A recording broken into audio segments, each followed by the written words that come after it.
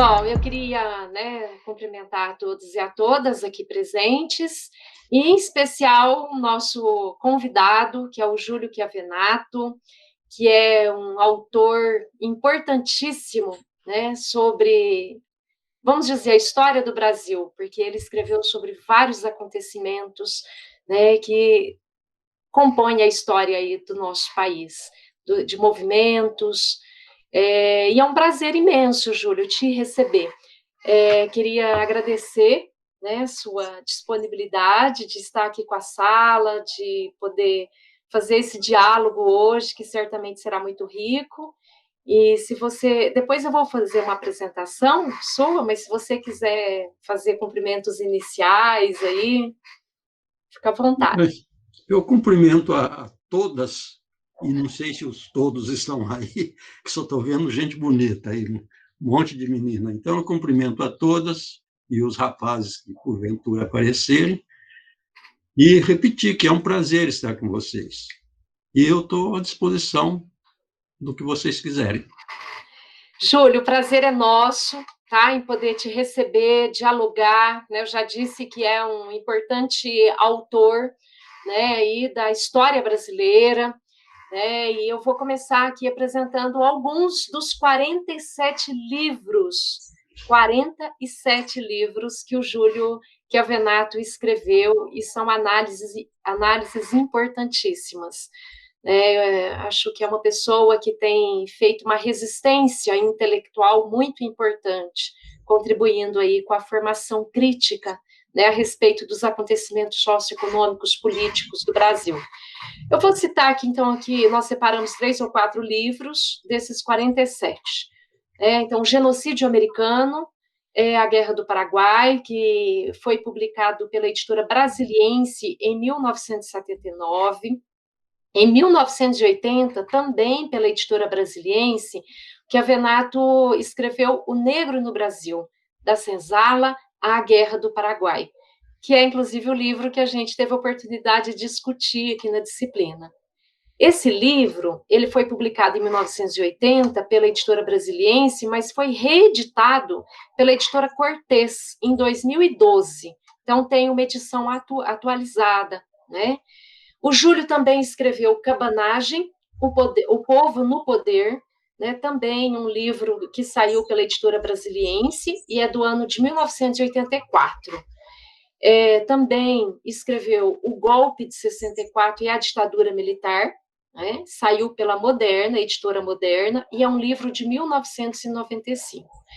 Então, nós estamos aqui com um autor de uma envergadura e um potencial, né, teórico, disciplina, de estudo, de escrita muito grande. E eu acredito que será uma contribuição imensa para a formação. Nós combinamos rapidamente dele fazer um recorrido histórico a partir de alguns pontos, né, como, por exemplo, esse livro que nós discutimos aqui na sala, que é O Negro no Brasil, né, da Senzala à Guerra do Paraguai, falar um pouquinho da cabanagem, da ditadura, trazer alguns elementos desse processo, e depois a gente abre para o debate. Eu não sei se alguém quer fazer algum comentário, mas seria começando por aí, né? O Negro no Brasil, da Senzala à Guerra do Paraguai.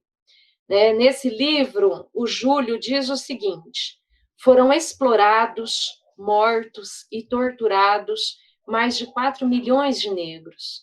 É um quadro econômico que nunca existiria sem o negro, que fará dele a sua grande vítima. Só há um vencedor, o imperialismo inglês, com uma força econômica global e alguns privilegiados membros da nobreza de Portugal e do Brasil. Júlio, comente, é com você. Olha, eu gostaria de começar pelo fim. É uma coisa interessante que a história, ela é menos útil aos historiadores do que a todas as outras disciplinas de ciências sociais. E isso eu vou explicar por quê. Vocês viram agora, recentemente, a tragédia de Jacarezinho. A polícia entrou, fez aquela matança Não é preciso nem dizer que quem morreu foram negros, pobres e crianças.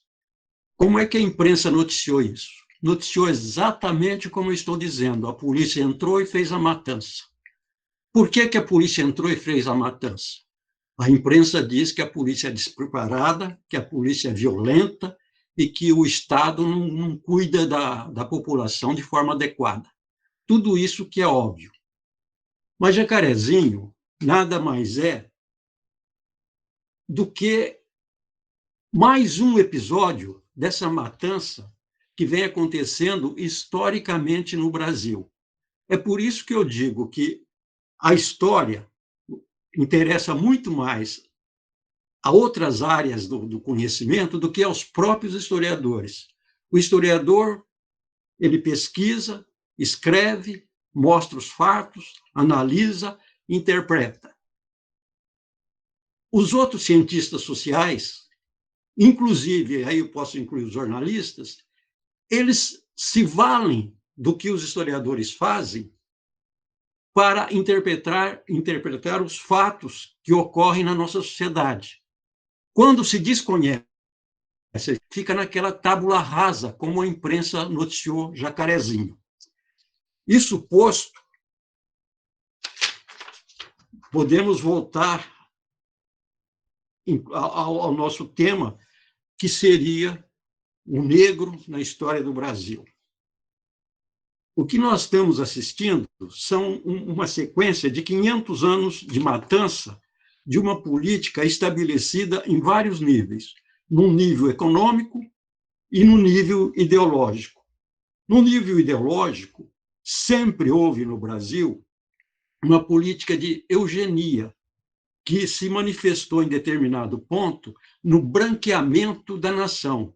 As classes dominantes, quando o Brasil, desde o Brasil colônia, depois no Império, quando o Estado e o país foi se organizando, foi se tornando rico, ele tinha vergonha do seu passado e da sua composição populacional. Então, a elite brasileira não queria mais um país de maioria negra como nós éramos e ainda somos. E houve várias formas de escamotear isso.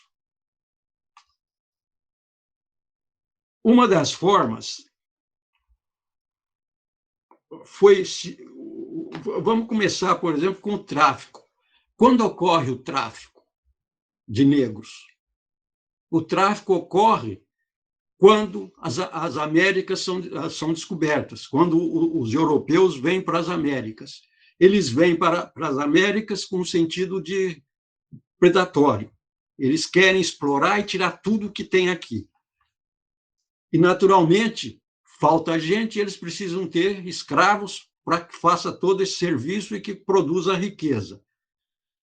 O tráfico, então, se torna num grande negócio internacional. O tráfico vem, traz os negros, e logo de início aproveita-se, por exemplo, os índios na exploração do pau-brasil. Depois, os índios não dão certo por uma série de fatores, né? Principalmente porque eles estão organizados aqui. Eles estão organizados, eles têm tribos, eles têm nação, eles conhecem o país, conhecem o território e podem resistir de forma muito mais violenta, muito mais eficiente do que os escravos que vêm da África, do que os africanos. Quando os europeus percebem isso, eles tratam de trazer da África os africanos já destribalizados.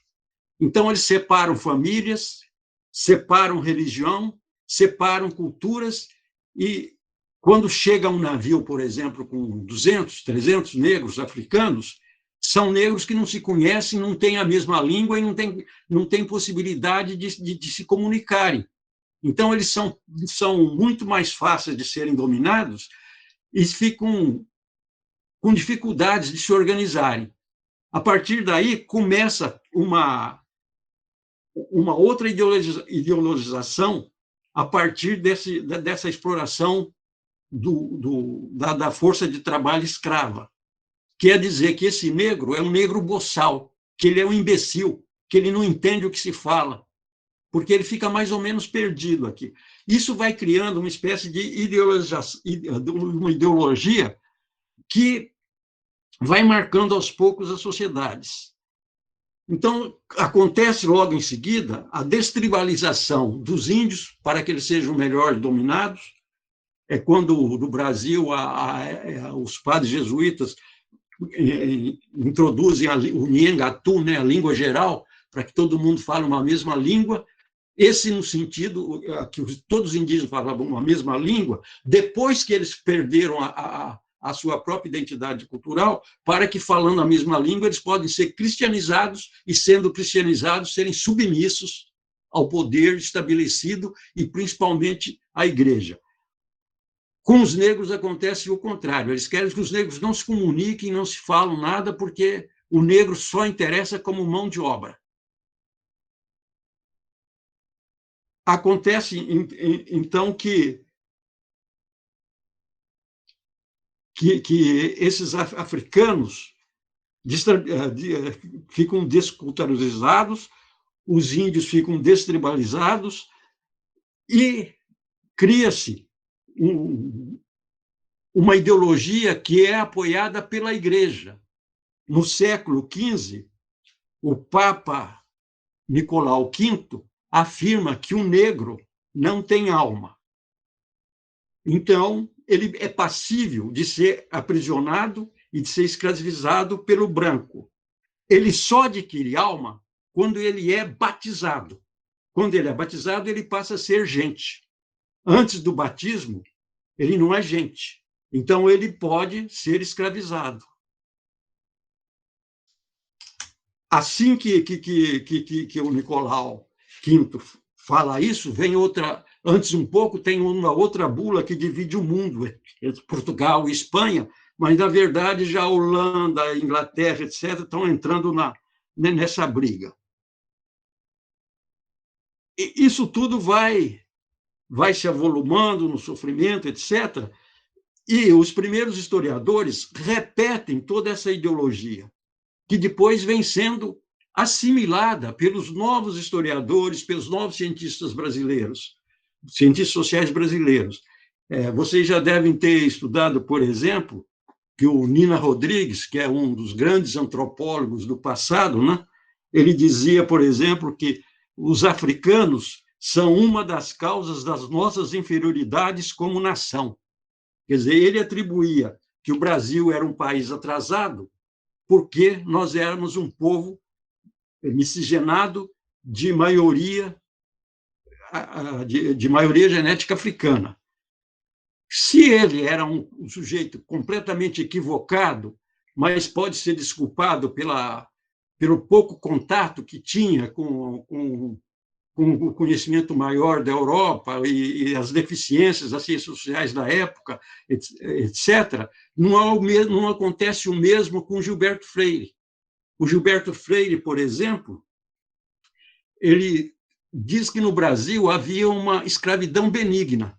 Quer dizer, não entra na cabeça de alguém que possa haver uma escravidão benigna. No livro Casa Grande Senzala, ele diz que havia uma escravidão benigna. A partir daí, ele descobre uma democracia racial no Brasil. E diz que o escravo brasileiro era bem tratado pelos seus senhores e faz o endeusamento sensual e sexual da mulata.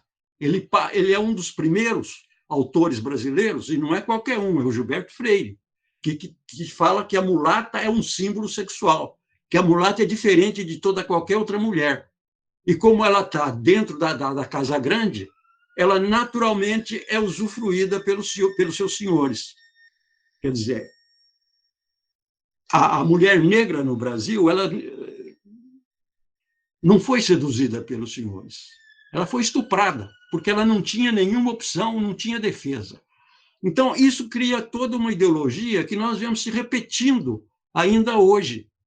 E o que é quando, por exemplo, aquela invasão em Jacarezinho que mata todo mundo, aquela coisa terrível, o vice-presidente da República diz que mas a polícia só mata bandido.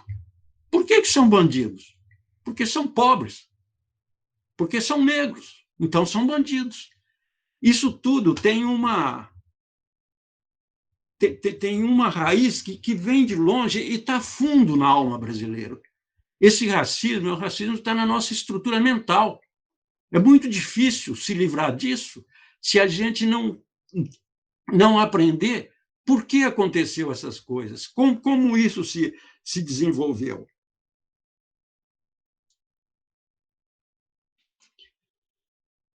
Nós podemos ver também uma coisa muito interessante,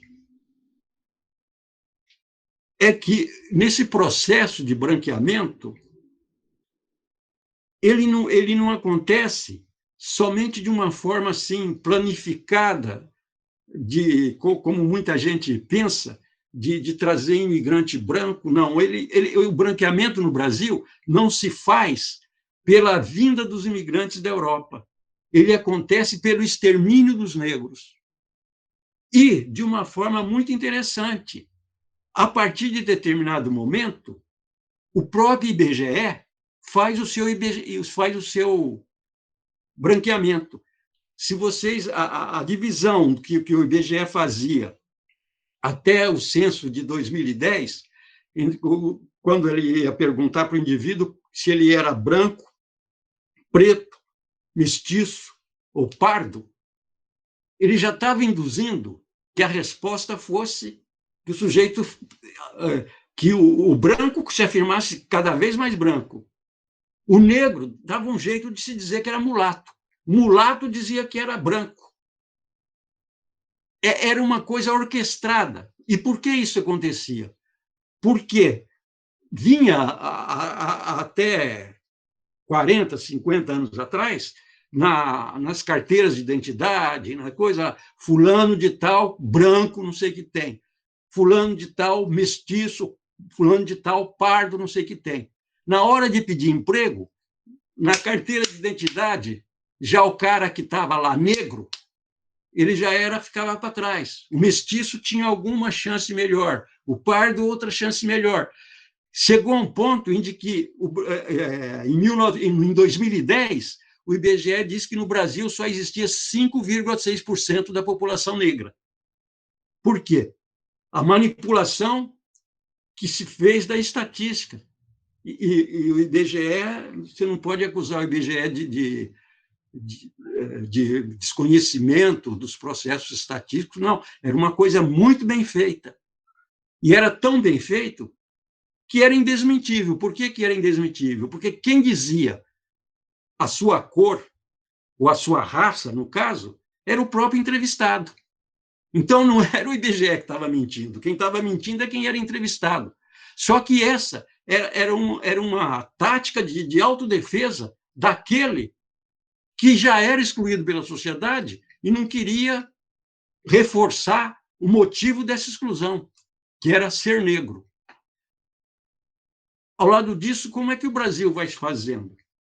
De início, vai sendo explorado, vai o pau-brasil, depois começa o açúcar, depois vem o ciclo do ouro, depois até que chegamos ao café e até que vai se modernizando o capitalismo brasileiro, de forma que a escravidão já não é mais interessante a partir da metade do século XIX. A partir de 1850, não interessa mais a escravidão. E a quem que não interessa a escravidão? Não interessa mais a escravidão à Inglaterra. Por quê? Porque a Inglaterra, na metade do século XIX, já é um país que começa a ter uma alta industrialização para a época. É um país que exporta bens manufaturados, ele exporta bens de consumo.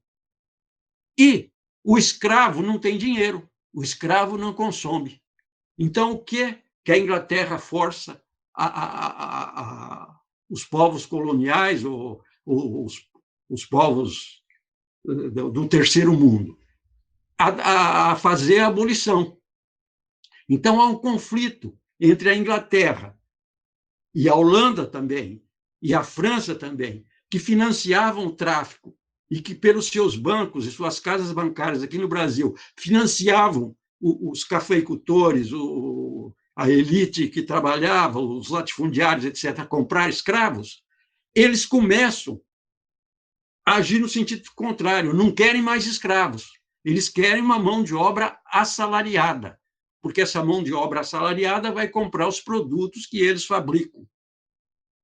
É nesse momento que se torna mais forte ainda a política do branqueamento. Evidentemente, como a elite econômica, social, cultural do Brasil, ela era e é uma elite perversa, essa elite resistiu a isso. Ela era tão burra que não percebeu que a escravidão levaria ao fim do regime, levaria ao fim do todo o seu sistema produtivo. E resiste bravamente a isso a Inglaterra. Resiste até quando não pode mais. Chega um momento em que não é mais possível resistir. Então, criam-se várias leis, né? A lei do sexagenário, outras leis, lei do ventre livre, etc., para que, aos poucos e gradativamente, é interessante que no Brasil tudo se faz gradativamente, né? Só o mal que é imediato. O bem é sempre gradativo e demora. Então, eles vão resistindo, resistindo, resistindo, até que finalmente não tem mais saída. Nesse momento, acontece a Guerra do Paraguai. A Guerra do Paraguai é um ótimo pretexto para matar negros. O Brasil, quando começa a Guerra do Paraguai, era um país que não tinha estradas de ferro, não tinha, acho que 14 ou 15 quilômetros de estradas de ferro, não tinha estradas entre si, principalmente não tinha exército. Então, quando o Brasil vai para a Guerra do Paraguai, ele precisa formar um exército. Como é que ele vai formar esse exército? Ele forma esse exército com um núcleo pequeno que tinha da Guarda Nacional, as milícias que tinha no Rio Grande do Sul, que eram poucas também e muito ineficientes, mas com os voluntários, os chamados voluntários da pátria. Esses voluntários, então, entram para o Exército Nacional.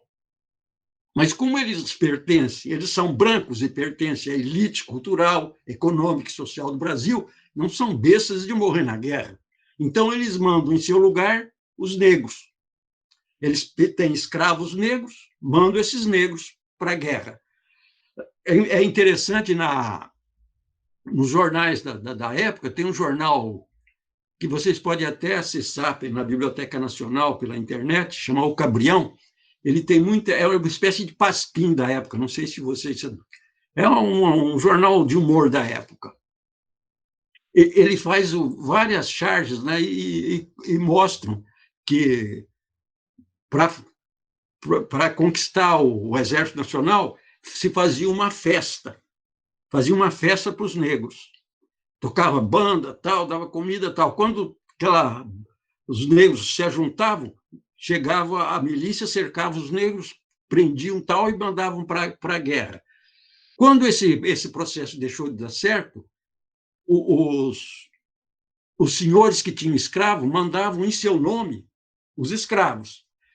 Existem vários documentos da época que são muito interessantes. Por exemplo, o general Osório, outros generais que eram comandantes, falam: recebi do ilustre fulano de tal, que era um latifundiário, 6 negros que vão compor tal, tal, tal, tal, tal, tal.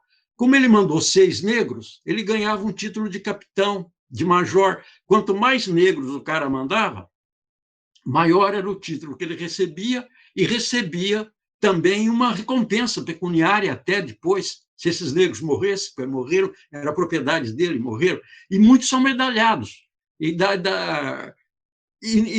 toda essa história vai se formando, vai se canalizando para o extermínio do negro. Quando a Guerra do Paraguai começa, o Brasil tem 2,5 milhões de escravos negros, 2,5 milhões. Quando, em 1872, que é o próximo censo depois da Guerra do Paraguai, é 1872, o Brasil só tem 1 milhão de negros. Aliás, tem 1 milhão de negros. Tem 1,5 milhão de negros. Nesse período, desapareceram 1 milhão de negros. Aí as pessoas falam, mas não morreram 1 milhão de negros na Guerra do Paraguai? Claro que não, morreram 50 mil por aí, mais ou menos. Acontece que, durante a guerra, começou a faltar escravos aqui no Sul, principalmente no Vale do Paraíba, que é onde se concentrava a produção de café.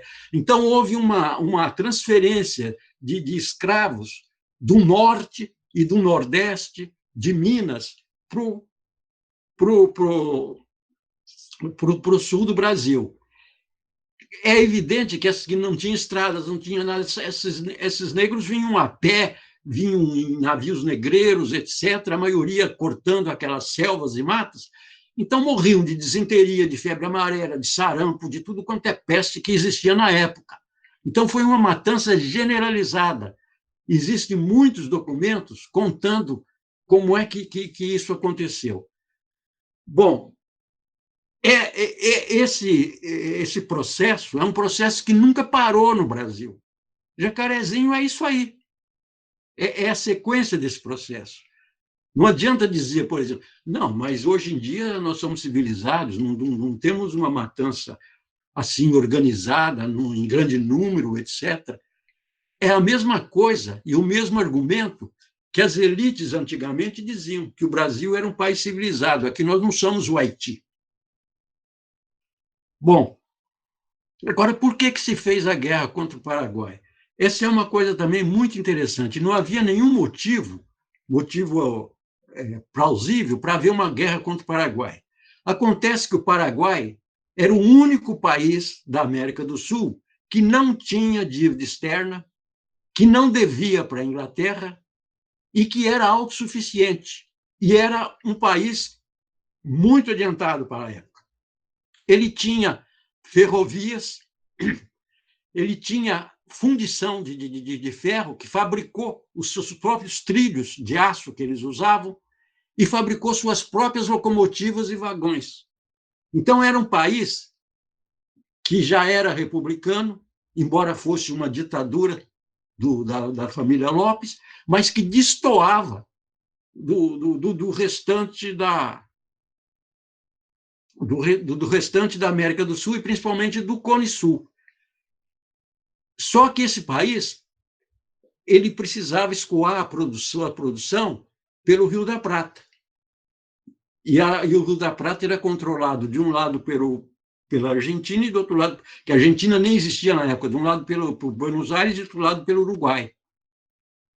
E eu não vou me estender muito, porque houve uma intervenção brasileira no Uruguai, em 1864, e havia um tratado entre o Brasil e o Uruguai de que o Brasil, o Uruguai e o Paraguai, de que um dos países que fossem agredidos por um outro seriam defendidos pela aliança dos dois. Então, o Paraguai, com o pretexto de ajudar o Uruguai, invadiu o Rio Grande do Sul, depois o Mato Grosso, tal, etc. Não vou entrar em detalhes disso, porque isso não vai interessar muito aqui. E aí se fez a guerra. A guerra foi feita com os 3 países, Brasil, Uruguai e Argentina, contra o Paraguai. Então, se fez um tratado, que é o famoso Tratado da Tríplice Aliança. Esse tratado é muito interessante, a história desse tratado, porque ele foi redigido em Buenos Aires. Foi redigido pelo embaixador, que na época se chamava ministro, o embaixador britânico da Inglaterra, em Buenos Aires, chamado Mr. Edward Thornton. A primeira versão do Tratado da Tríplice Aliança foi feita em inglês. Depois ele foi traduzido para o português e foi assinado sobre a supervisão do Thornton. Esse tratado ele tem 4 cláusulas secretas que não podiam ser divulgadas de forma alguma antes do término da guerra. Uma das cláusulas dizia que, se o Paraguai quisesse se render ao Brasil, só se aceitaria a rendição incondicional. significa, não poderia o Paraguai falar, não quero mais brigar, chega de guerra, nós nos rendemos. Não. Só condição, só rendição incondicional. A rendição incondicional significaria o fim do Paraguai, entraria lá Brasil, etc., Argentina, e tomaria conta daquilo. Por que isso? Porque havia a intenção de liquidar o Paraguai. Liquidar o Paraguai porque era um entrave geopolítico no sistema de dominação de todo o Cone Sul. Como é que se fez isso? Se fez isso com um massacre. 74% da população masculina do Paraguai foi dizimada. Quando terminou a guerra, só sobravam 2,16% da população maior de 22 anos. Chegou ao ponto de que o Duque de Caxias, que era o comandante-geral das tropas, 2 anos antes do fim da guerra, ele renuncia ao comando e escreve uma carta ao imperador dizendo que não há forma de vencer o Paraguai, a não ser se matarmos o último paraguaio no ventre da sua mãe. E foi o que aconteceu, praticamente. Eles entraram e foram matando. Nessa época, o imperador vai ficando velho e ele vai preparando a sua filha, a princesa Isabel, para assumir ser a rainha depois que ele se fosse. Mas a rainha era casada com o Conde de, que era um homem extremamente impopular no Brasil. Ninguém gostava dele aqui no Brasil. O imperador, então, manda o Conde de chefiar as tropas que vão liquidar o Paraguai. E ele comete barbaridades, inclusive a matança do campo de Acostanhú, onde eles matam crianças, incendeiam campos de capim, onde estão os doentes, onde estão, enfim, feridos, etc., e destroem toda a estrutura industrial que o Paraguai tinha. Eles são tão burros que, ao invés de trazerem para o Brasil, já que eles eram tão insensíveis, eles podiam trazer para o Brasil isso, como captura de guerra. Não, eles destruíram toda a fundição de Bicuí e outras coisas mais.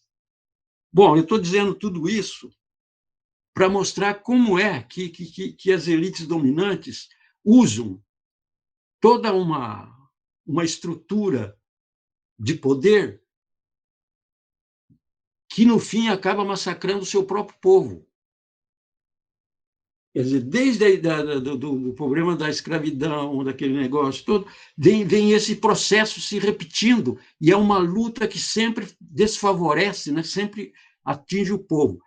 Em todo esse período da formação do Brasil, ocorreram várias rebeliões.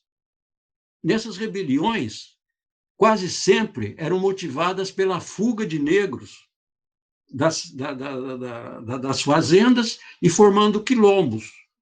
Esses quilombos foram sendo combatidos, destruídos, aquele negócio todo, mas eles ajudaram a formar uma espécie de resistência cultural e resistência intelectual e resistência política de toda a escravaria brasileira, que foi percebendo que era possível lutar e vencer aquelas forças todas. E é uma coisa que começou, que foi muito forte, inclusive na Bahia, com a revolta dos malês. Os malês eram um grupo de escravos, né?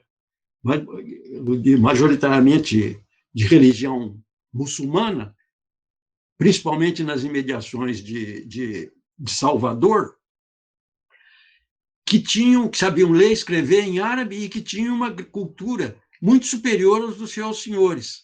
Eles se rebelaram várias vezes e foram massacrados, até que, afinal, foram derrotados. Mas essa luta, ela deu frutos, e não foi uma derrota permanente, porque os resultados da luta dos malês e de outros grupos étnicos que estavam na Bahia e em outros locais do Brasil eles têm grande influência até hoje na resistência dos pobres e dos negros e dos excluídos. E entre todas essas lutas, uma das mais sintomáticas do Brasil é a revolta dos cabanos, na Amazônia, no Pará, no Maranhão e no Amazonas. Então, os cabanos é a primeira revolta brasileira, é a primeira vez no Brasil, até hoje, em que o povo se revolta, ganha a parada e toma o poder. Quem eram os cabanos? Os cabanos eram índios, majoritariamente índios e negros, não existiam muito negros nessa região, porque não tinha café, etc. Esses negros, esses cabanos, aliás, esses índios, de várias nações indígenas, eles se rebelaram praticamente, isso foi em 1835, eles se rebelaram contra os portugueses, porque depois da independência, a elite portuguesa ainda continuou no comando da política brasileira e no comando da economia. Os cabanos se rebelaram contra, lutaram, tal forma de guerrilha, uma forma de luta muito específica, e acabaram ganhando poder. E empossaram um governo.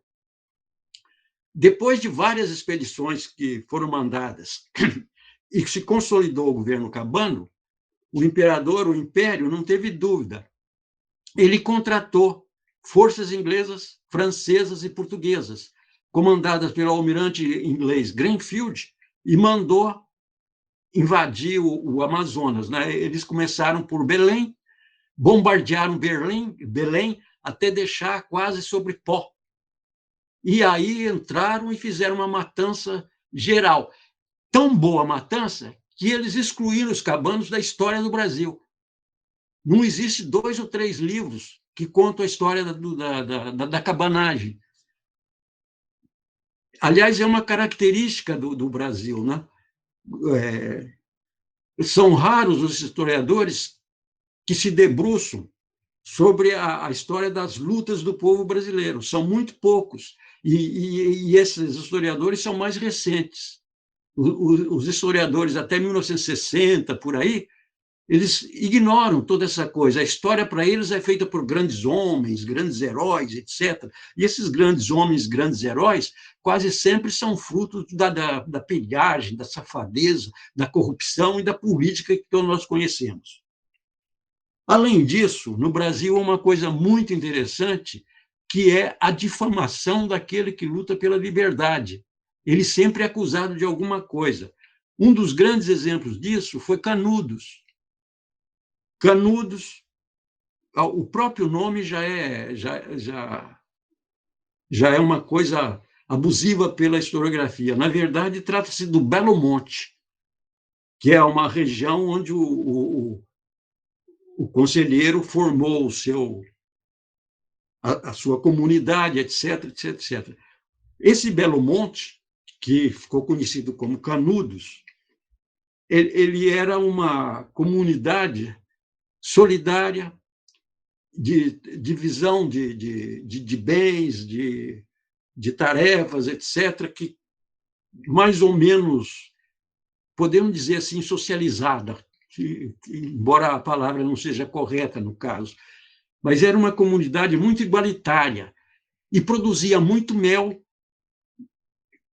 couro de cabra, aproveitava chifres de cabra, etc., e exportava até para a Europa a pele de cabra e pentes feitos com chifre, etc., etc.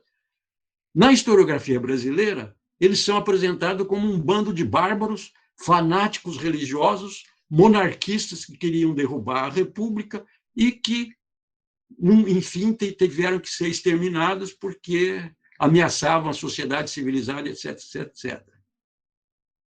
Bom, como vocês estão vendo, eu falo muito e posso escorregar na língua. Mas só vou terminar dizendo que essa coisa toda forma uma estrutura mental que é difícil do povo falando do povo generalizado, entender como é o processo de dominação das elites. O povo não tem informações. E as informações de que ele dispõe, muitas vezes, são distorcidas e deturpadas. Por isso que eu disse no início que a história interessa, às vezes, muito mais a outras áreas das ciências sociais do que ao próprio historiador, para que ele, trabalhando na sua área, por exemplo, vocês são de assistente social, saiba entender por que aquilo aconteceu. Quer dizer, por que o desgraçado está morrendo de fome? Por que ele está morrendo de fome? Não é porque não tem comida. Comida tem de monte.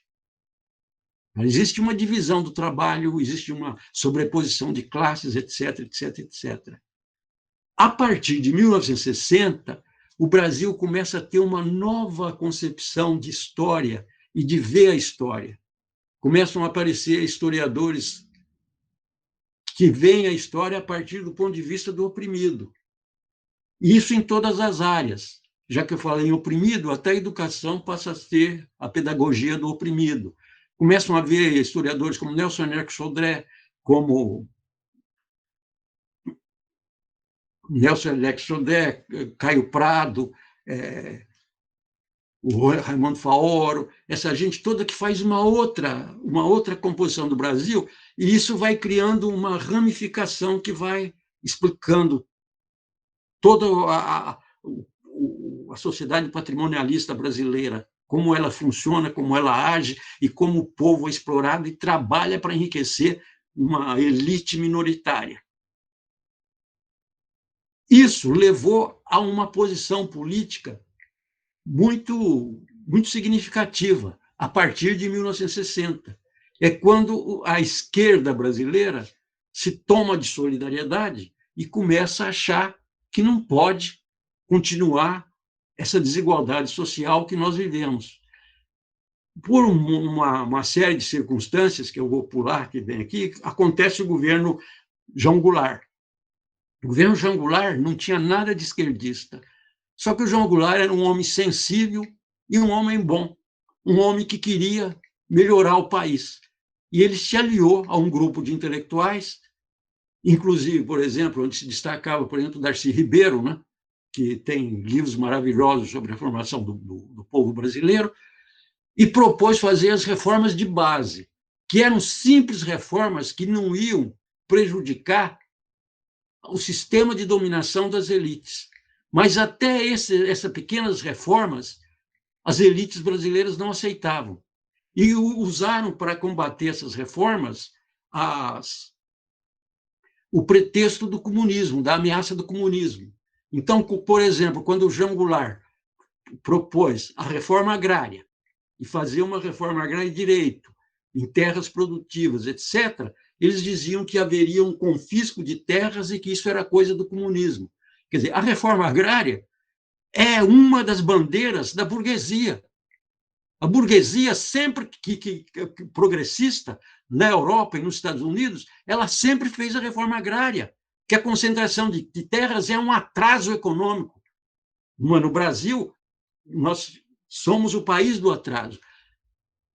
Então, a reação contra o João Goulart, contra essa gente toda que queria mudar o país, é uma reação que começa com, vamos chamar de as fake news da época, que vem começam a dizer que o comunismo vem para destruir o Brasil, vem para destruir a família, enfim, essa história que vocês acho que estão ouvindo até hoje. Bom, acontece então o golpe. Esse golpe é desencadeado com o apoio da Igreja Católica, que importa dos Estados Unidos, o padre Cochran, que depois se descobre era um agente da CIA, que é da Central de Inteligência Americana, que veio aqui, cooptou um bando de corruptos, entre ele Adhemar de Barros, que é um governador que foi cassado depois pela própria Revolução porque era corrupto, a deputada Conceição da Costa Neves, que depois foi desmascarada como dona de puteiro, etc., e marchavam com a imagem de Nossa Senhora Aparecida pelas ruas, dizendo que estavam marchando pelo bem do Brasil. Como hoje, vocês veem essa coisa repetindo, essa gente se enrola na bandeira e vai falando que estão lutando contra a dissolução da família, a, a bagunça sexual que a esquerda quer fazer, etc, etc, etc. Bom, veio a repressão, isso, aquilo, a igreja mudou de lado, apareceram alguns padres, como o Dom Helder Câmara, denunciando todo, um bispo, um arcebispo de grande valor e de grande coragem, como Dom Paulo Evaristo Arnes, e outros religiosos mais, inclusive rabinos, né, como o Henry Sobel, que denunciou torturas, mortes, etc., etc., e desmascarou o sistema militar, que depois de matar, fazer um monte de desgraça, caiu. Caiu, veio a redemocratização. A redemocratização, a grande contribuição da redemocratização foi a Constituição de 1988, que nos garante os direitos humanos básicos, que nos garante algumas coisas básicas. Vem aí depois o Bolsonaro. E o que o Bolsonaro faz? Justamente a desconstrução daqueles direitos que a gente conquistou depois de ser torturado, de ser morto, de ser assassinado, de ter todos os caminhos políticos castrados, etc. Então, eu sei que eu falei muito, eu sei que fui, voltei, mas é isso que eu tinha a dizer. Espero que vocês não tenham desgostado muito, e eu estou disposto, estou aberto a qualquer interferência de vocês, a qualquer argumentação. E lembrar uma coisa que eu acho que é muito importante. Eu acho que um lema de um filósofo antigo, né? A gente deve duvidar de tudo. Espero que vocês duvidem de tudo que eu falei. Não é duvidar de esse cara é um babaca, esse cara só fala... Não, duvidar no sentido de perquirir. Será que é isso? Será que é aquilo? Então, estou à disposição de vocês. Professor, a gente não tem... Professor Júlio Chiavenato, né? A gente não tem como aqui fazer um aplauso coletivo, como se fosse presencial, né? Mas eu queria registrar, né, a importância desse amplo recorrido histórico que você fez, né, e tantos elementos importantes para a compreensão dessa formação sócio-histórica do Brasil, do Estado, da classe dominante, da sua forma de atuação, né? Acho que quando você começa falando, inclusive, de Jacarezinho, é porque é uma síntese muito atual, né, dessa forma tão violenta, né, sobre as classes, a classe trabalhadora, mas sobretudo a que está desempregada, o lumpenproletariado, que está na periferia, sobretudo negros, a juventude negra está sendo exterminada. Né, isso a gente vem acompanhando os dados, me parece que é em torno de 60 mil assassinatos por ano, né, mortes por homicídios, morte violenta, o relatório oficial acho que eles chamam de homicídios por morte violenta, uma coisa assim. Então, é quase 60 mil, é uma coisa muito absurda. E agora eles começaram a matar crianças.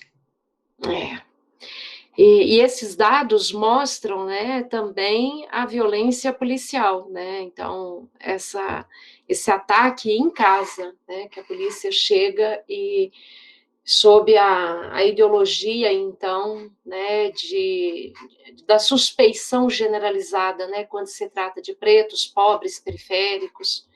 Bom, mas enfim, eu acho que o pessoal que deve estar doido para dialogar com você, né, queria parabenizar de antemão, viu, Júlio, agradecer e passar para a sala agora, para que possam, então, fazer uma troca, uma conversa. Júlio, boa noite. Eu senti um pouco de carência, eu tenho muita dúvida a respeito da formação da aristocracia no Brasil. Né? Eu gostaria que você comentasse um pouco a relação dessa formação juntamente com o sistema escravista, se possível.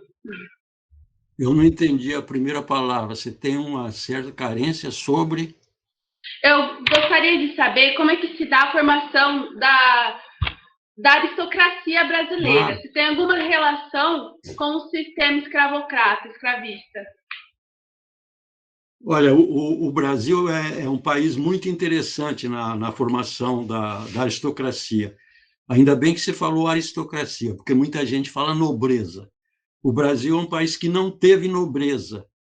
Quando o Brasil começou, né, os primeiros portugueses que chegaram aqui eram degregados e judeus, ou cristãos novos, né? Porque vinha uma elite para tomar posse de sesmarias, capitanias hereditárias, minas, etc.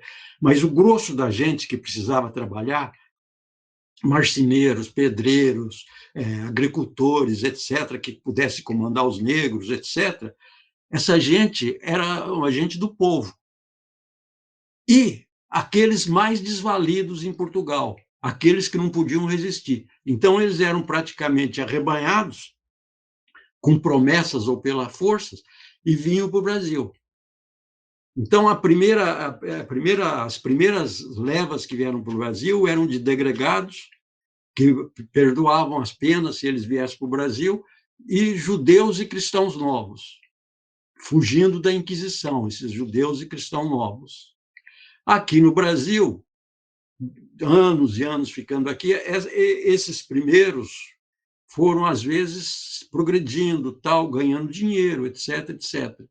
Com a chegada da corte, né, em 1808, quando chega o Dom João VI e instala a sede do reino aqui no Brasil, para fazer dinheiro, ele começa a vender títulos de nobreza. Então, qualquer sujeito que pagasse, ele dava um título de duque, conde, o que fosse. Então, é assim que se forma a aristocracia no Brasil. Tanto que essa gente não tinha o direito, esses títulos não eram transmissíveis para os filhos. Quer dizer, na Europa, né, onde havia uma nobreza, o filho do conde era conde, ele herdava o título. No Brasil, não. O conde morria e acabava o título. Era um título falso, praticamente. Era uma forma de satisfazer a vaidade daqueles que ganharam dinheiro no Brasil. Essa aristocracia, formada assim, foi se infiltrando na burocracia do Estado. E eles foram fazendo as leis, ditando os costumes de acordo com as suas conveniências. E isso vai permanecendo e vai transmitindo de pai para filho. Eles não têm título de nobreza, mas transmitem o título de dinheiro, de poder. Então, se você vê, por exemplo, hoje as grandes famílias brasileiras, com raras exceções, são famílias que já vinham de muito tempo acumulando riqueza. Hoje já não é tão evidente como era até metade do século passado, mas ainda é assim. A aristocracia brasileira, você vê qualquer socialite ridículo aí que aparece nas redes sociais se exibindo riqueza, etc., elas envelhecem quando chegam com 40, 60 anos, são tratadas como grandes damas. E essa grandeza delas vem de onde? Do dinheiro. Então, a origem dessa aristocracia brasileira é essa. E é muito interessante também que existe um outro lado da questão que não é muito bem vista no Brasil, né? Não é muito bem analisada no Brasil. Nós tivemos muita sorte de que para cá vieram degregados e judeus. Por quê? Porque essa gente geralmente tinha um sentimento crítico muito grande. E, principalmente, os judeus sabiam ler, escrever, tinham um certo conhecimento sobre várias ciências, etc. Te dar um exemplo muito claro. Você já viu no Brasil a infinidade de Joaquim que nós temos? Joaquim, Manuel, Samuel, Joel, todos esses nomes que terminam em El, esse é um costume judaico, os nomes são judaicos. Por exemplo, quando morremos aqui no Brasil, morre, o que se faz com o defunto? Lavamos o defunto. É um costume judaico que os judaicos trouxeram. A maioria das povoações brasileiras que estavam na beira do rio, que naquela época eram fartos de peixe, não comiam peixe. Por quê? Porque judeu não come peixe de escama. Em Minas Gerais, você encontra uma série de costumes judaicos que ainda hoje estão presentes. E uma coisa muito interessante também, os judeus vieram para cá, quando eles começaram a enriquecer e começaram a progredir, ficar rico, que eram a maioria do povo, eles, os degredados, eles começaram a ser perseguidos pela Inquisição porque eles tinham dinheiro. Então, aí eles passaram a ser acusados de judeus, de assassinos de Cristo, que eles diziam. Então, esses judeus, geralmente, ou eles pagavam a Inquisição, ou então eles fugiam para para um território mais longe. Geralmente, eles formavam o território. Então, uma coisa muito interessante nisso. Um grupo de judeus foi fugindo, através de Minas Gerais e tal, e foi parar no norte de Minas. Putz, agora eu não lembro o nome da cidadezinha, que existe até hoje. Bom, foi parar no norte de Minas.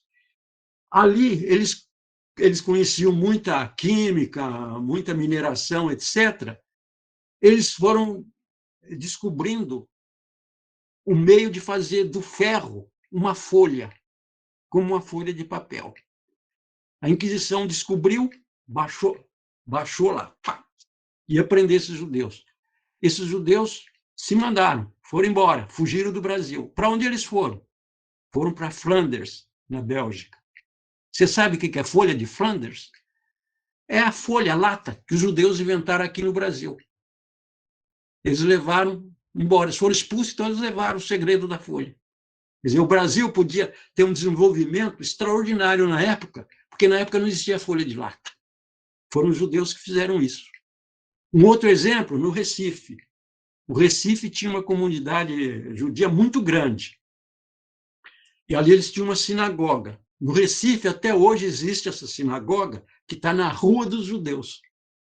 E é interessante, qualquer um pode visitar. Foi feita uma escavação arqueológica e encontraram a sinagoga com os banhos rituais, etc, etc, etc. Bom, esses judeus, o rabino da comunidade era o rabino Joaquim Isaac Boab da Fonseca. Um grande rabino, assim, um sujeito de grande conhecimento teológico e filosófico. E os holandeses vieram, tal, etc. Quando os holandeses chegaram, os holandeses aproveitaram os judeus, viram, pô, esses judeus, eles sabem das coisas, eles podem fazer a burocracia, tal. Facilitaram a vida dos judeus, que não era fácil ali. Bom, os holandeses foram embora, os portugueses, né, os recifenses, ali, aquela gente, deu de cima dos judeus. Então, a comunidade judaica do Recife fugiu de navio e subiu o Atlântico. E o que eles fizeram? Fundaram Nova York. Nova York foi fundada por um grupo de judeus fugidos do Brasil. Então, não sei se está explicado isso que você falou, essa aristocracia tão terrível, e que, no fim, o Brasil acaba até sendo prejudicado. Muito obrigada, Júlio. É isso. É que o pessoal vai se animando, Júlio. Como que essa classe dominante, ela também é contraproducente, né? Você já tinha dito anteriormente do latifúndio, né? Que aqui essa classe dominante não fez a reforma agrária, né? E a diversificação aí das culturas seria importantíssimo, né? Para a sustentação do país, enfim, para o desenvolvimento mesmo. E a gente tem uma verdadeira perseguição, né? Qualquer grupo aí que comece a defender os direitos sociais mais mínimos, como você citou no momento da ditadura, né? As reformas de base não eram vamos dizer, a instauração do comunismo, eram reformas extremamente necessárias, né, da educação. Nós vivíamos um índice de analfabetismo imenso, né, uma miséria muito grande, inclusive. até deixei para a sala aquele documentário do Leon Hirschman, que é Maioria Absoluta, né, que ele traz um pouco dessa miséria relacionada à falta de acesso à educação, ao analfabetismo. E aí, quando a gente olha para essa história, parece que toda vez que começa a ter alguns avanços sociais, né, a Constituição de 34, aí vem 37, a ditadura. A gente tem pouco tempo de democracia, de 46 até 60, já começa, né, a preparação para o golpe. A gente vai viver até um ano de parlamentarismo, né, nesse período aí até o golpe em 64. E aí a gente vive 21 anos de ditadura, a gente tem a Constituição quando começa as instituições, vamos dizer, democráticas de direito, né? Que é o quê? São as escolas, o sistema jurídico, o sócio-jurídico, né? As universidades, a política de assistência social, os direitos sociais que envolvem o trabalho, né? Quando isso começa a ganhar um pouco de força, e ter alguns resultados, né, a gente sofre novamente um ataque dessa onda conservadora e extremamente restritiva. E aí eu queria que você falasse um pouco disso na atualidade, essa militarização do Estado, né, em todas as instituições, em todos os pontos mais altos de comando, né, coisas assim que a gente fica... não é só a questão do espanto, né? Mas nós estamos muito impotentes diante da quantidade de atrocidades que têm ocorrido. Né? Por exemplo, em meio a uma pandemia, assume um general que não sabia nada de saúde. Né? Esse foi um exemplo assim, do que está acontecendo. Né? Então, eu queria que você comentasse isso, essa militarização, né? Enfim, esse momento aí que a gente está vivendo. Olha, eu posso até dar um exemplo que eu acho dos mais graves. Quer dizer, qualquer pessoa medianamente informada sabe que sem educação o país não se desenvolve. Em qualquer área de atividade econômica, o indivíduo precisa estar bem preparado. Isso é uma coisa tão óbvia como o sol nascer. O que esse governo faz? Ele simplesmente desconstrói as universidades ao ponto de algumas delas não poderem mais funcionar, que é o que acontece com a Universidade Federal do Rio de Janeiro, que algumas faculdades não vão ter dinheiro para pagar a conta de luz. Isso vai acontecer durante algum tempo. Então, a gente pergunta, já que se falou na militarização da burocracia governamental, será que eles são tão burros que não conseguem perceber que o país não pode viver sem um sistema educacional que funcione? Ou são tão maquiavélicos que querem destruir tudo que produz ciência para que a burrice deles prevaleça? Essa também é uma questão assustadora, porque só essa pergunta é uma coisa assustadora. Como? Existe alguém que acha que educação não é importante? Existe alguém que quer destruir a educação para permanecer no poder ou para ganhar mais poder? Como é possível uma coisa dessa? E nós estamos no século XXI. Agora também, o que é mais interessante é que isso acontece claramente assim, está nos jornais, está em todo lugar, tal, e pacificamente. Eles não precisaram dar um tiro para fazer isso. Eles foram eleitos para fazer isso. E estão fazendo com grande sucesso. Por exemplo, a legislação brasileira do meio ambiente era uma das mais perfeitas do mundo. Elogiada em todo lugar, era modelo, inclusive para os Estados Unidos. Vai para o Senado agora, já foi aprovada pela Câmara, uma lei que, se aprovada, vai permitir que qualquer prefeito ou governador faça o que ele bem entender com o meio ambiente. Quer dizer, ele próprio, o prefeito, vocês estão em Franca, né? O prefeito de Franca, ele pode legislar sobre onde ele vai jogar o esgoto. Quer dizer, o prefeito de qualquer cidade pode dispor dos recursos hídricos. Quer dizer, que é uma coisa de segurança, não é nem de segurança nacional, é de segurança do planeta, diante do momento que nós vivemos. Então, é muito assustador o que está acontecendo. E mais assustador ainda é que todo esse bando de militares que foram nomeados, a maioria deles tem se revelado de uma incompetência terrível, sendo que um deles, né, o general Pazuello, é de uma incompetência criminosa, que produz a morte de milhares de pessoas. E ainda entra na justiça, e a justiça dá-lhe o direito de ficar calado quando for cobrado das ações que ele fez ou deixou de fazer.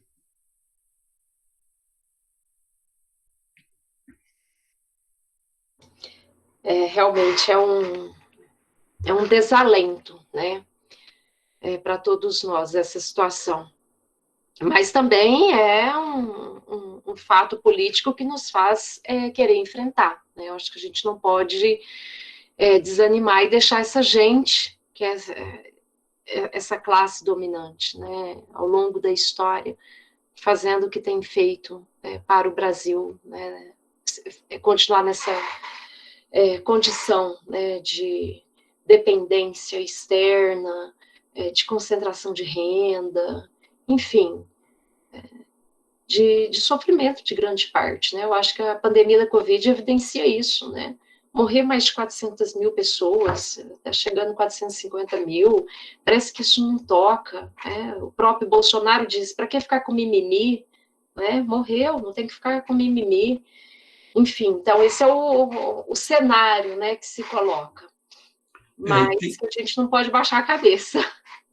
E tem uma coisa perversa também, que a situação é tão grave em todos os setores, por exemplo, na faculdade, na vida particular de cada um, no emprego, etc. Tudo está muito difícil.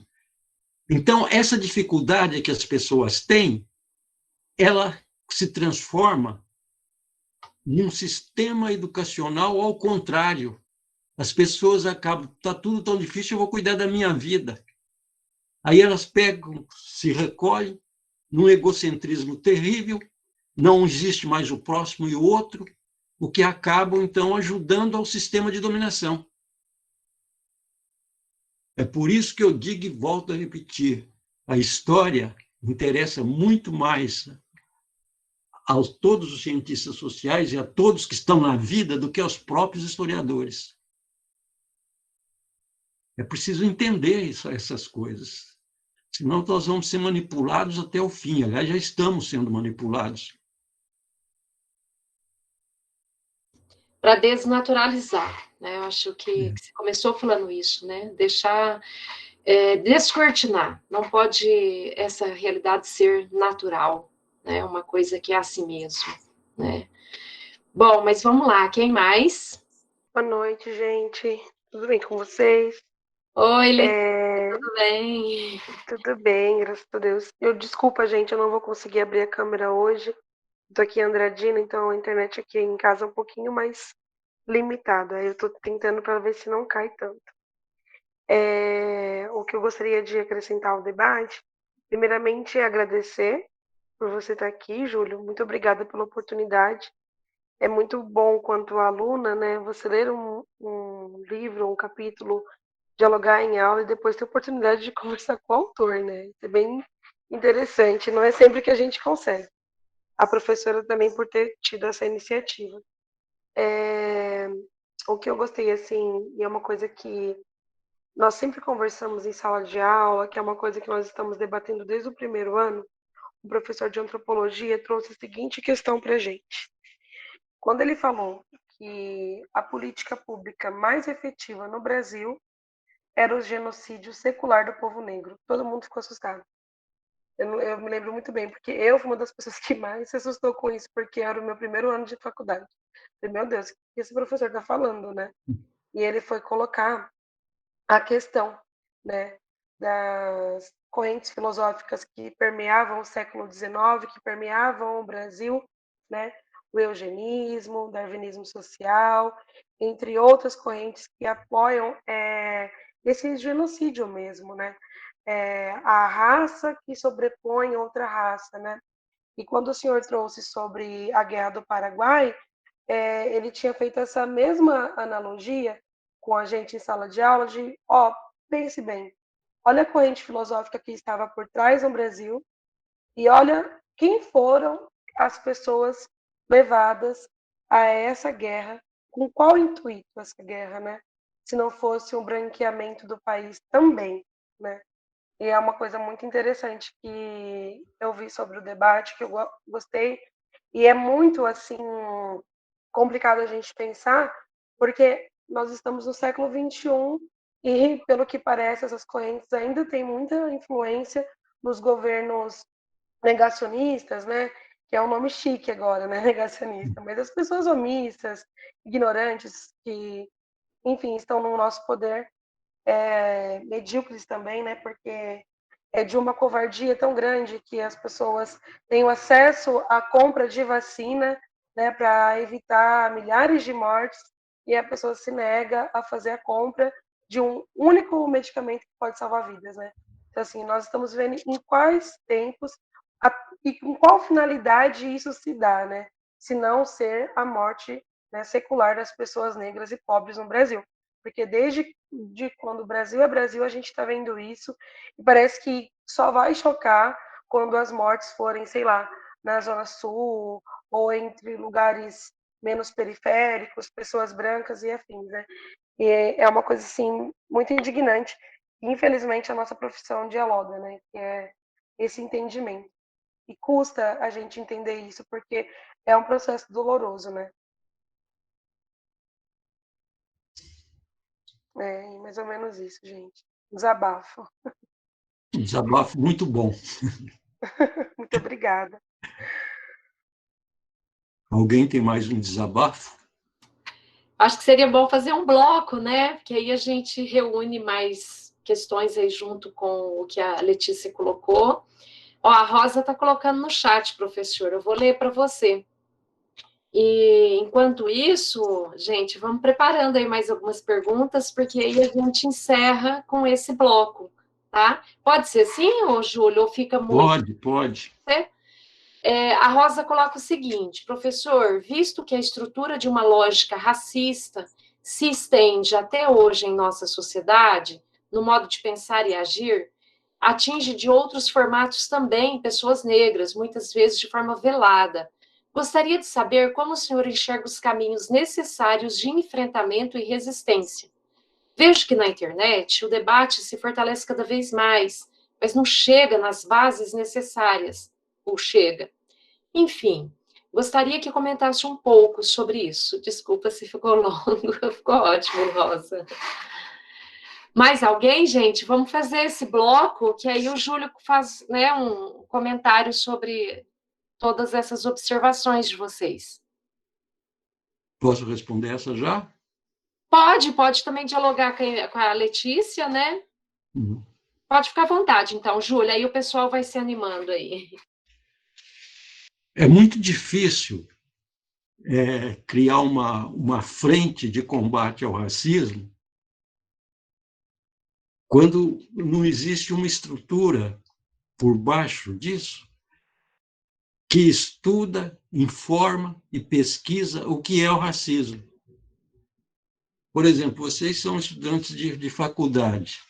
Provavelmente vocês conhecem muita gente que sequer tem o ensino médio, ou muita gente que por vários motivos são pessoas boas, pessoas até inteligentes, pessoas solidárias, mas que também são racistas. Então, a pergunta é como é que a gente vai criar uma frente de combate ao racismo, de anular toda uma mentalidade que foi estruturada durante 5 séculos, se não existe um meio de chegarmos à gente mais humilde da população. É muito difícil isso, mas não é impossível. Não é impossível porque, se vocês forem pensar há 200 anos, não vamos recuar mais no tempo, só 200 anos. Há 200 anos, as coisas aconteciam lentamente. A sociedade, para mudar, ela demorava 30, 40 anos para mudar um pouquinho. Depois, esse período foi ficando cada vez mais curto. Hoje em dia, a sociedade se transforma muito rapidamente por causa da tecnologia. Com o advento da internet, todo mundo tendo acesso à internet, isso facilita, se de um modo, toda a estupidez das redes sociais, aquele xingamento, aquelas coisas horríveis todas, mas também amplia o conhecimento. Por exemplo, há 10 anos atrás, não se podia falar tão tranquilamente como hoje, embora hoje ainda não seja tão tranquilo, mas há 10 anos atrás era muito diferente de hoje, quando a gente falava, por exemplo, do transexualismo. Quer dizer, há 30 anos, o homossexual era considerado um criminoso. Então, essas coisas mudaram muito rapidamente, muito rapidamente. E o próprio Bolsonaro, o conceito do Bolsonaro, por exemplo, há 2 anos, ele era um mito. Hoje ele é esse homem que está aí, que todo mundo condena. Então, a mudança é muito rápida. Essa é a esperança. Usar toda a tecnologia em favor do bem, do bom, em favor da verdade, quer dizer, disseminando o conhecimento. É a forma que a gente tem de atingir o próximo para fazer dele um ser solidário e lutar contra todas as discriminações que existem na sociedade brasileira, que não é só discriminação social, racial, etc., são de vários tipos. Não?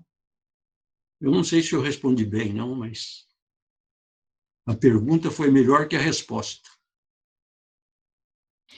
Júlia, eu só acrescentaria que a gente tem hoje, né, uma quantidade imensa de pessoas que estudaram, fizeram faculdade, que têm um nível intelectual considerável e que se mantém racista, que se mantém homofóbica, que se mantém negacionista, não só contra a vacina, não só contra a Covid, mas contra a universidade, contra a importância de se ter uma universidade pública, né, os centros de pesquisas, né, nem com a pandemia, eu acho que deu uma ressaltada na importância das nossas instituições de pesquisa, né, imagina se nós não tivéssemos a Fiocruz, o Butantan, 75% das vacinas são do Butantan, mas nem assim você tem, né, junto a essa elite, algum reconhecimento sobre a importância da pesquisa, né?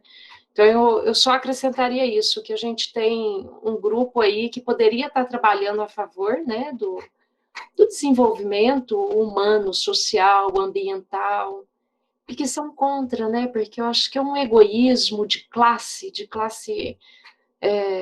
dominante muito grande, né? Que não aceita se rever, que não aceita a inclusão social. Aí dentro disso eu queria que você comentasse que o ano que vem é o 2022, né?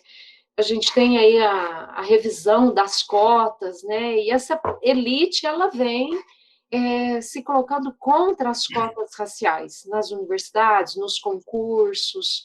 Né? Eu queria que você falasse um pouquinho dessa questão das cotas, da sua importância, né? E esses posicionamentos. Olha, o Brasil... Mais alguém tem pergunta, porque aí a gente junta. Tem mais alguém, gente? Aí, ó, tem o Lucas está colocando aqui, Júlio, eu vou ler para você. Pode ser? Pode. Júlio, eu gostaria de saber sobre a sua fala da Guerra do Paraguai e da questão do número da população negra que morreu durante o processo de migração do norte para o sul. Se pudesse indicar algum livro que fala sobre esse período de migração. E também, né? E o que o senhor acha sobre os movimentos sociais que têm acontecido na América do Sul, como na Argentina, Chile, Colômbia? Você acredita que no Brasil pode ocorrer algo do tipo no pós-pandemia? Bom, vou começar pela pergunta que você leu, né? Esse movimento, essa migração que houve do norte para o sul durante a Guerra do Paraguai, poucos livros trataram disso. Acho que um ou dois trataram disso, eu não me lembro quais sejam. Mas, se pesquisar na Biblioteca Nacional, na seção de estatísticas, etc., vai encontrar estatísticas a partir de estatísticas populacionais, e eu tenho essas estatísticas no meu livro do Negro no Brasil, de 1850 até 1872, que é esse período, o período que interessa aqui. As estatísticas vêm até 2010, se não me engano. Mas de 1850 a 1872, existem dados estatísticos bem definidos e bem sérios sobre esse período. Agora, qualquer outro que ele perguntou? Sobre os movimentos na América do Sul. Eu acho muito difícil o Brasil ter movimentos como os da Colômbia, por exemplo, que são movimentos bem violentos, né? Acho que o Brasil não tem clima para isso, porque o movimento que pode haver no Brasil, o movimento violento que pode haver no Brasil, pode acontecer depois da eleição, se o Bolsonaro perder. Os movimentos possíveis agora, de amplitude, assim que passar a pandemia, seriam movimentos em favor da democracia e contra o governo e contra o autoritarismo. E esses movimentos no Brasil não costumam ser violentos. A violência no Brasil sempre foi praticada pela direita e pelo governo. Toda repressão violenta no Brasil é uma repressão de governo direitista ou de milícias, como acontece isoladamente, às vezes, ou frequentemente, como no Rio de Janeiro. Então, no Brasil, acho que pode haver uma manifestação mais ou menos parecida com a Argentina. O pessoal sai na rua, reclama, grita, tal, etc., mas de forma pacífica. Quer dizer, a violência pode ser no teor do protesto, mas não creio que possa acontecer violência como a da Colômbia. O pessoal solta bomba, joga foguete, esse negócio todo, arrebenta coisa. Aqui no Brasil, toda a violência que acontece é uma violência da direita. Não sei se vocês se lembram, naqueles movimentos contra a Dilma, o pessoal que quebrava a vitrine era o pessoal mais extremado da direita. Mesmo aquele movimento, naquela época, não era um movimento violento. A violência ficava pelos grupos infiltrados de direita, que era aquele pessoal de jovens, né, que quebrava as vitrinas, aquele negócio todo. Então, é um movimento de muito mais descontrole emocional e baderna do que de protesto político. Porém, do jeito que, pelo andar da carruagem, pelas declarações do Bolsonaro, ele armando o país, né, armando essa gente, pessoas de bem, como ele diz, se ele perder a eleição, que ele já agora, antes da eleição, ele só está perdendo nas pesquisas, e diz que a eleição vai ser roubada, imagina depois. Aí, então, é uma coisa a se pensar. Mas ninguém é profeta para saber o que pode acontecer, né? Quanto ao negacionismo desse pessoal aí todo, é uma coisa que eu acho que está estruturalmente dentro da mente de cada um e é muito difícil tirar. É muito difícil, porque essa gente sofreu uma lavagem cerebral que vem de anos. A lavagem cerebral acontece dentro da família, desde quando ele é criancinha, esse tipo de gente. A faculdade, se a faculdade o cara faz um curso superior e não consegue arejar a cabeça, é uma coisa terrível, já é uma coisa patológica. Por exemplo, essa é uma coisa absurda que acontece no Brasil, né? Você falou da participação dos cientistas, isso, aquilo. O Pazuello, quando ele assumiu, ele disse textualmente que não conhecia o SAMU. O SAMU foi a base do atendimento às vítimas do corona. O ministro da Justiça disse que só foi conhecer o SAMU quando o SAMU teve que entrar em ação em regime quase que de desespero. Então, o Brasil é uma coisa é um país para ser analisado ainda de várias formas e muito mais profundamente do que foi até hoje. Eu até acho que o Brasil precisa de uma revisão de tudo que foi pesquisado, de tudo que foi feito por historiadores, antropólogos, cientistas sociais, todo mundo, porque para explicar o Brasil hoje é uma coisa muito difícil. Explicar que pessoas com nível superior sejam negacionistas e acreditam na Terra plana, pô, é demais.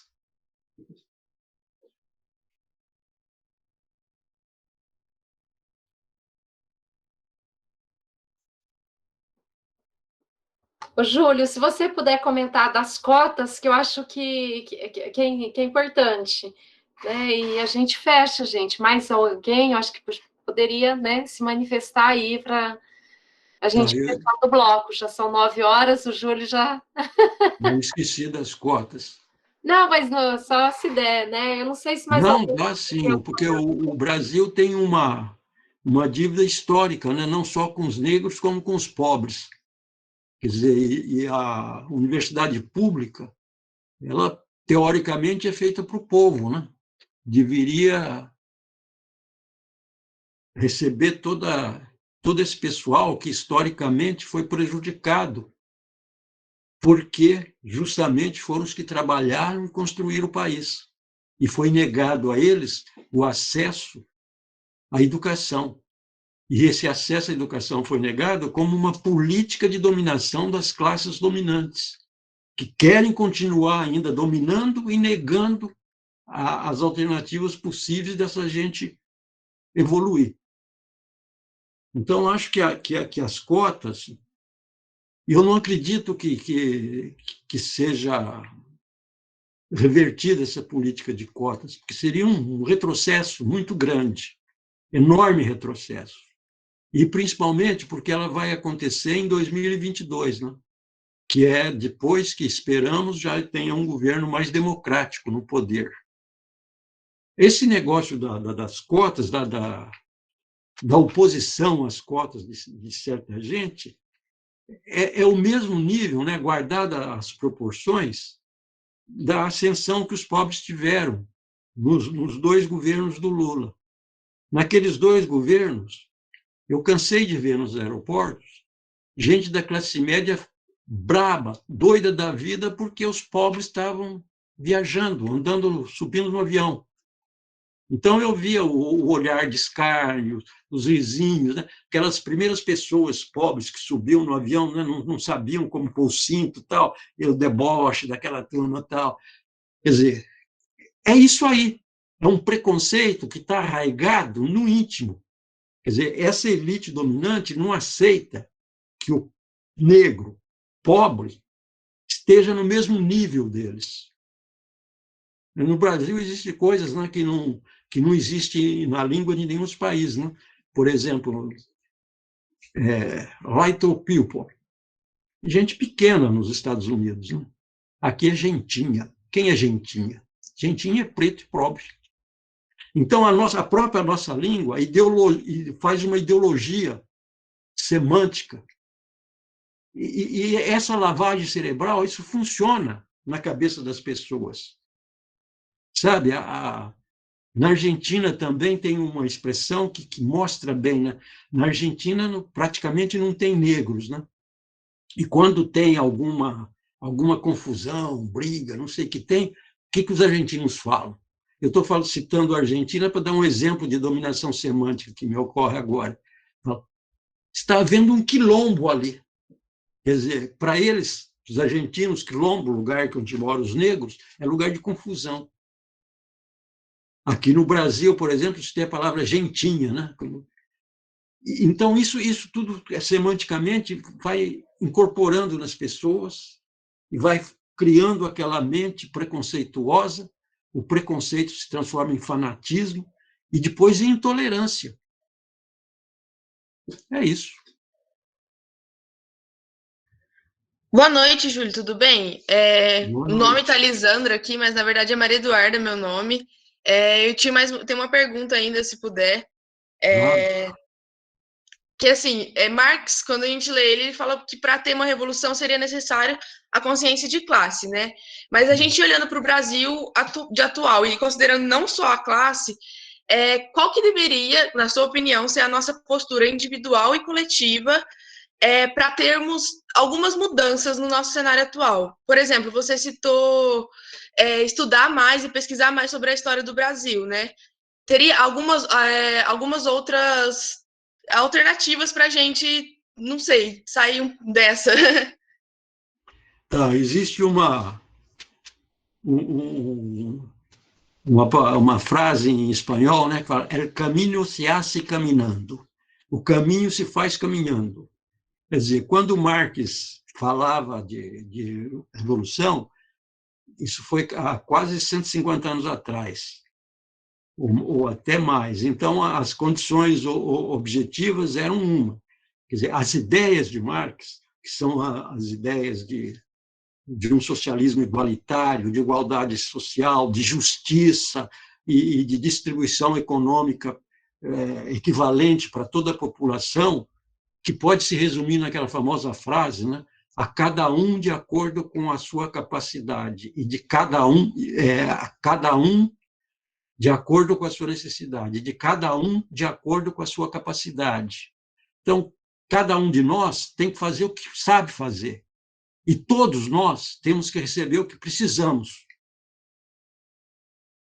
Acho que aí pode se definir o que o Marx pensou na época, que é aquele socialismo igualitário, etc., etc., etc. Na época dele, e até a Revolução Russa, e talvez até um pouco mais, havia espaço para uma revolução armada. O que se provou na ditadura militar no Brasil, que é muito difícil chegar ao poder com a revolução. Todos os grupos armados que tentaram fazer uma revolução, eles foram vencidos e massacrados com extrema violência. Então, no nosso tempo, eu acho que não é mais possível uma revolução armada, mas é possível uma revolução de ideias. Essa revolução de ideias implica, inclusive, a massificação de um sentimento de justiça social e o inconformismo com a perversidade da sociedade atual, com essa tremenda concentração de renda que temos. É possível um governo no Estado de Direito Democrático fazer distribuição de renda e provocar uma grande mudança social sem que haja violência e nem que haja grandes transgressões da legislação atual. Até na legislação atual é possível fazer isso. De certa forma, nos 2 primeiros governos do Lula, isso foi feito, talvez até sem a intenção deliberada, mas aconteceu. Então, é muito provável, é muito possível acontecer uma distribuição de renda que determine uma igualdade social mais equivalente. Para isso acontecer, é preciso que haja uma ideologia, não digo uma ideologia, mas uma massificação da ideia de solidariedade, o que atualmente não há no Brasil. Não sei se isso seria possível pelos partidos atuais que existem no Brasil de hoje, né? Não sei. É uma coisa que ainda está em suspenso.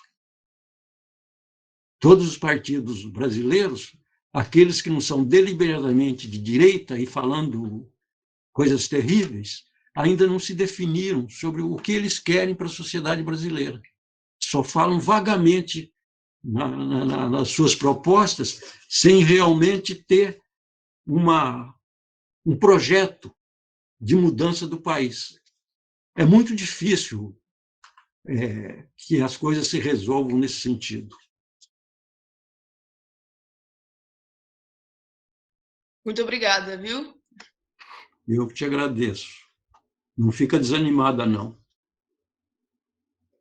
Meio difícil com o cenário atual, mas vamos lá. Olha, o Júlio... Oi, Maria, você ia falando, desculpa. Pode falar, querida. Boa noite, Júlio, sou Maria Cláudia. Não, eu ia falar assim, é mais um comentário mesmo, sobre a chacina de Jacarezinho. A gente vê muitas pessoas justificando assim, que eles eram criminosos, né? Então tem que matar mesmo e tal. As pessoas falam isso, né? E quando a gente vê esse discurso, a gente tem que pensar como está agravando muito o argumento neoconservador. E que você não tem a punição, mas você tem a execução direta. Então, só que a gente tem que lembrar que não existe a pena de morte no Brasil. Então, por que você está tendo a execução direta e está punindo quem para eles seriam criminosos, né? Então, está tudo errado. Dentro do governo do Bolsonaro, ele tem, eu estava estudando sobre isso, que ele tem uma pulsão de morte, né? Que diria Freud, né? Ele tem uma pulsão de morte. Ele não se sente feliz com a arte, com a ciência, sei lá, com a natureza. Ele se sente feliz com a violência. Então, a violência para o Bolsonaro é o que representa, né, o governo dele. E ele vai ser fiel ao seu projeto autoritário. Então, você vê essa chacina, tudo isso acontecendo. O Bolsonaro, para ele, isso está sendo bom, porque ele está sendo fiel ao que ele sempre propôs. Por exemplo, a gente pega... semana passada, eu estava refletindo muito sobre por que o Bolsonaro não comprou a vacina, já na CPI do Covid, né, refletindo, por que o Bolsonaro não comprou a vacina? Ele queria matar mesmo o povo, tipo, isso não faz sentido na minha cabeça, tal. E aí, eu conversando com uma outra amiga, ela começou a falar para mim, a gente tem que pensar que o Bolsonaro, ele faz tudo isso porque é isso que ele quer desestabilizar a população. Ele quer desestabilizar e deixar a gente nesse cenário para enfraquecer a democracia, que de certa forma está cada vez mais enfraquecida, né? Então, o Bolsonaro está sendo extremamente fiel ao seu projeto político e as pessoas muitas vezes nem percebem isso, né?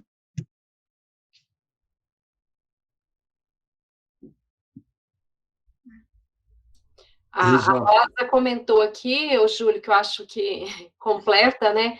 Que faz arminha até na mão de criança, né? Então, essa violência, né? Ela é tão explícita e usa, né? Eu acho que o Júlio já tratou disso, né? Essa manipulação da mente que vai se moldando, né? Desde a mais tenra idade, como se fosse legítimo, né? Legítimo matar para manter a dominação. E é um problema que o Bolsonaro ele não tem escrúpulos, né? Ele pode usar essas matanças, essas violências que se acontecem de vez em quando, ou de vez em sempre, para encobrir, para distrair a atenção dos jornais dos problemas de corrupção que envolvem os filhos dele. Então, ele usa, inclusive, a violência e a matança e essas coisas todas aí para desviar a atenção dos problemas judiciais, né, judiciários que os filhos dele enfrentam.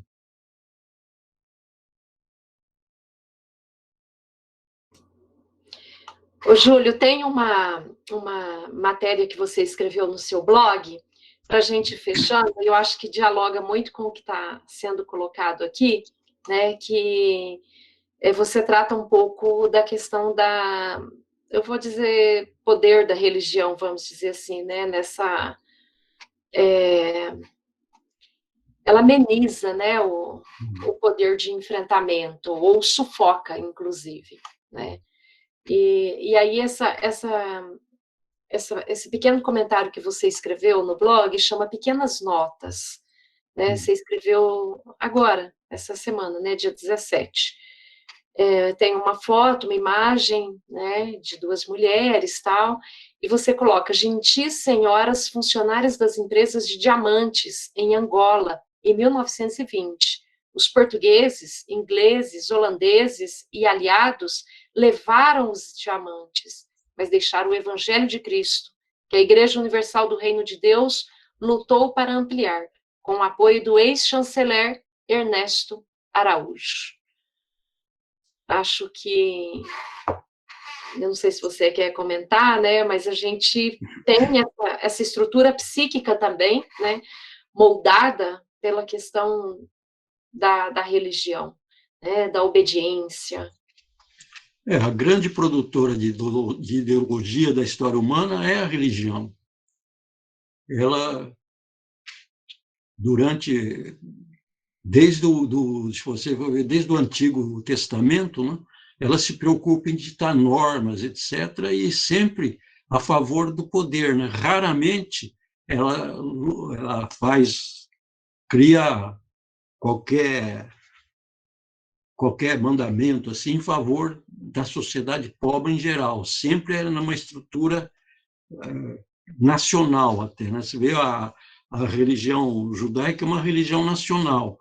O cristianismo, ele é que quando ele aparece com o nome da Igreja Católica, né? Católicos, católico em grego quer dizer universal, mas é um universalismo para unir um certo grupo de pensamento único, né? Comandado por um papa. E esse grupo vai transmitindo um ideário que se transforma numa série de conceitos e depois preconceitos, né? E que se expressa muitas vezes pelo fanatismo, inclusive das massas, né? E existem vários exemplos históricos. E uma coisa interessante observar é que,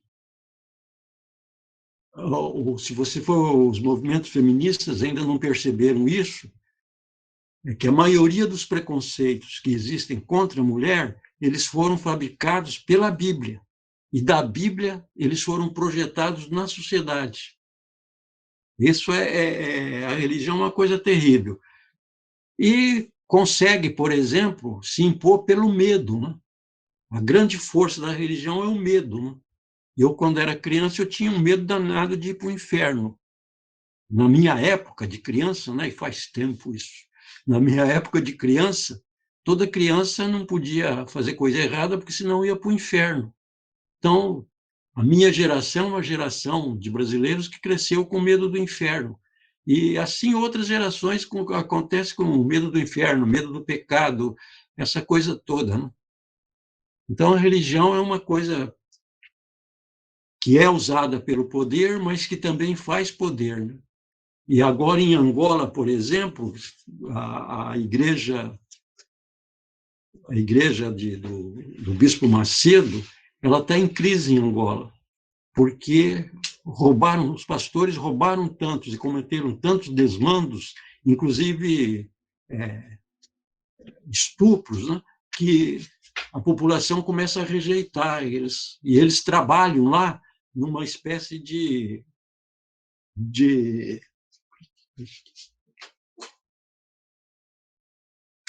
eles trabalham lá numa espécie de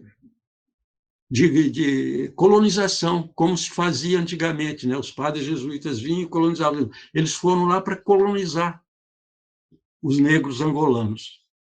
Bom, então eu queria agradecer mais uma vez, Júlio, a sensibilidade, né, a densidade teórica, o conhecimento seu tão amplo, e também toda a generosidade, né, de ter aceito o convite, né, de estar aqui hoje, em plena segunda-feira, né, conosco, socializando o seu conhecimento e de maneira tão profunda, lúcida e sempre generosa. Então, em nome da sala, eu registro aqui os nossos agradecimentos. Para mim, é um alento ver uma pessoa que tem uma produção tão vasta, né, e não ser soberba, estar aqui, sendo, como eu já disse, generosa, atendendo ao nosso convite, né? Estou vendo aqui o pessoal está colocando no chat, né, agradecendo muito também, tá? Então, é uma manifestação aí, acho que coletiva, né, da sala. Se alguém quiser falar, gente, fica à vontade, acho que a Lisandra ia falando. Eu demorei para ligar o áudio aqui, desculpa. Mas ia agradecer mesmo pela, como você falou mesmo, professora, a humildade do Júlio de estar aqui com a gente. E assim, é uma oportunidade incrível mesmo da gente ler um autor e poder debater sobre o próprio livro dele e sobre, mais do que isso, sobre o Brasil, sobre tudo. Então, assim, eu realmente sou muito grata e estou aprendendo muito aqui com esse dia, viu? Muito obrigada. Ok, eu que agradeço todo mundo. Júlio, então é isso. Vou deixar você descansar. Espero que a gente tenha outras oportunidades para você retornar. Acho que foi extremamente rico esse momento, proveitoso, aprendi muito, foi muito importante você estar aqui e gostaria muito, muito de deixar aí o pedido para que você volte mais vezes, né? Sim, por favor. Tá bom. E fica o convite para todo mundo também acompanhar seu blog, né? Tá bom. É só escrever blog do Júlio Chiavenato que no Google que cai lá. Maria Cláudia, você ia falando, eu fui falar do blog, eu acho que eu te cortei. Não, os jogos diferentes. Ah, tá bom. E, bom, pessoal, então, Júlio, mais uma vez te agradeço, tá? Foi riquíssimo. Muito obrigada. Gratidão. Eu que agradeço, tá? Estou sempre às ordens. Tchau. Obrigada. Tchau, Júlio. Muito obrigada. Tchau. Tchau, pessoal. Tchau.